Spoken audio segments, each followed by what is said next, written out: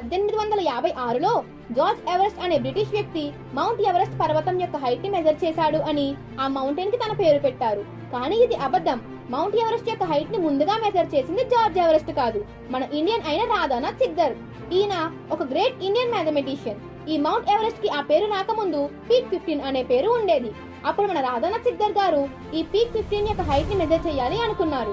అందుకే 1852లోనే తన calculations use చేసి పీక్ 15 యొక్క హైట్ ని మెజర్ చేస్తే దాని హైట్ అనేది 8849 మీటర్లు వచ్చింది. ఈ విషయాన్ని అప్పటి జనరల్ అయిన ఆండ్రూ స్కాట్ గారికి చెప్పారు. స్కాట్ ద్వారా ఈ విషయాన్ని ఎక్కడా లీక్ చేయొద్దు అని చెప్పి 4 years పాటు దాచిపెట్టాడు.